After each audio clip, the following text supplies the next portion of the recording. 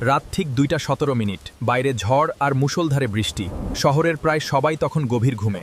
কিন্তু সেই রাতেই এমন একটি ফোন কল এসেছিল যা বদলে দিয়েছিল এক শিশুর ভাগ্য আর এক সাধারণ মানুষের জীবন।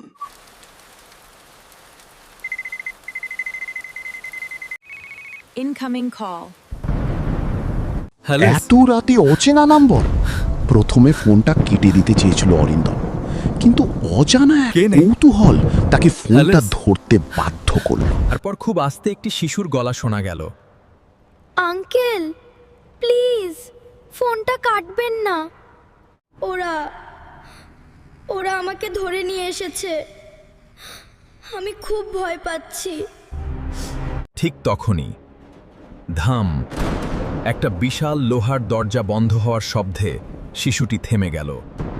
অরিন্দমের বুকের ধুকপুকানি বেড়ে গেল।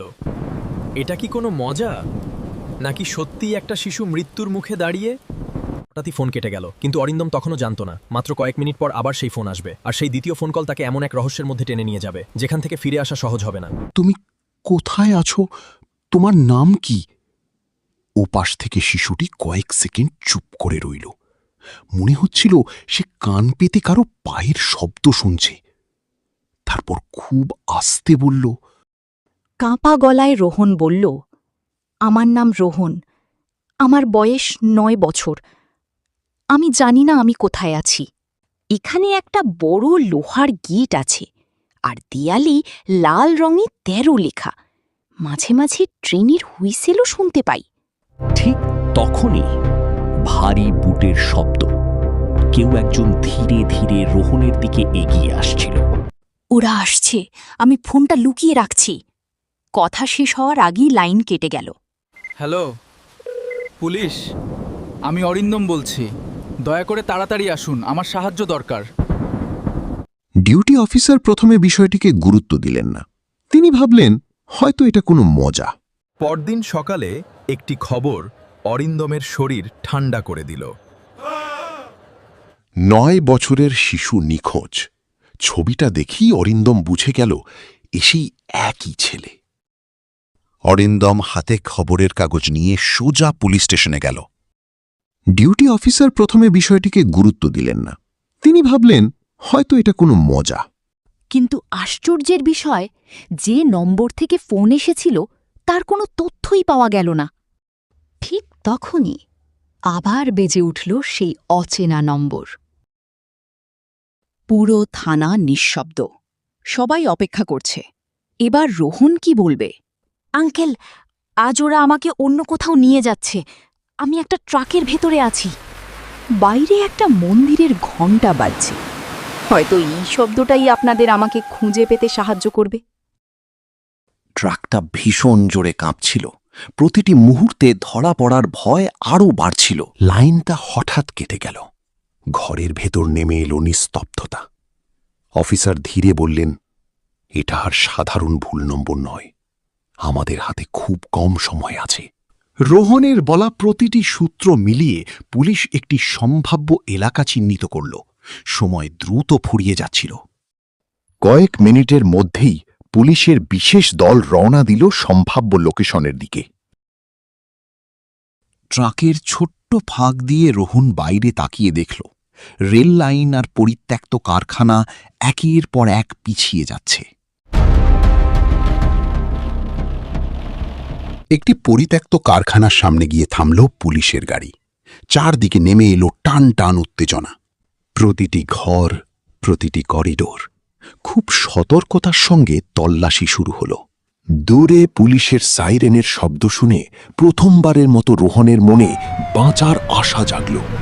কিন্তু সেই শব্দ অপহরণকারীর কানেও পৌঁছে গেল। মুহূর্তেই তার মুখের ভাব বদলে গেল।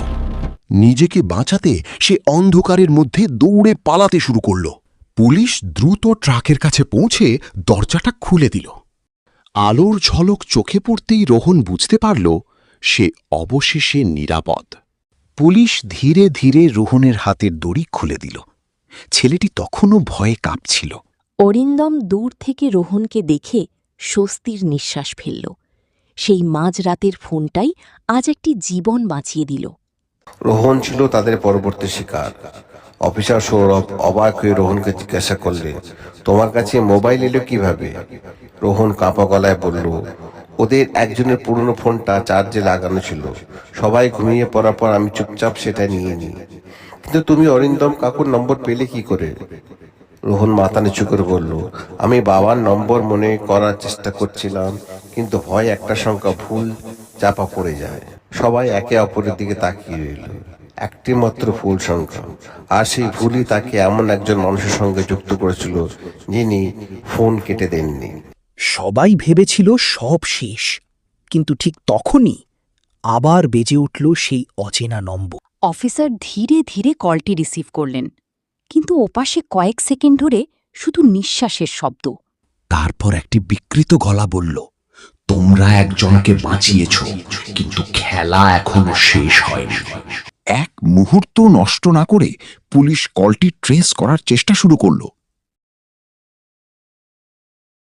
অবশেষে একটি লোকেশন পাওয়া গেল।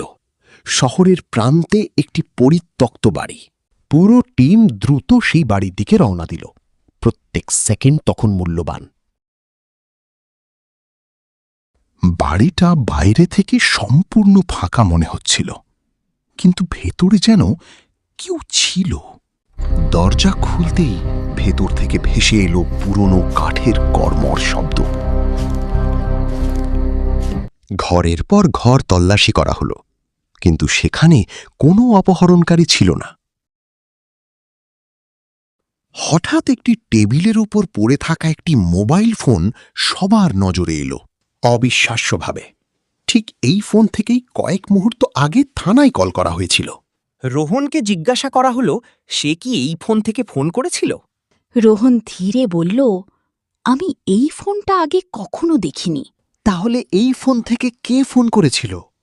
তদন্ত চলতে থাকল।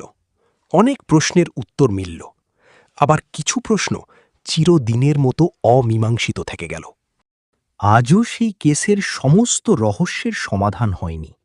তবে একটি বিষয় নিশ্চিত, মাঝরাতে কোনো অচেনা নম্বর থেকে ফোন এলে অনেকেই এখনও দুবার ভাবেন, কলটা ধরবেন নাকি উপেক্ষা করবেন।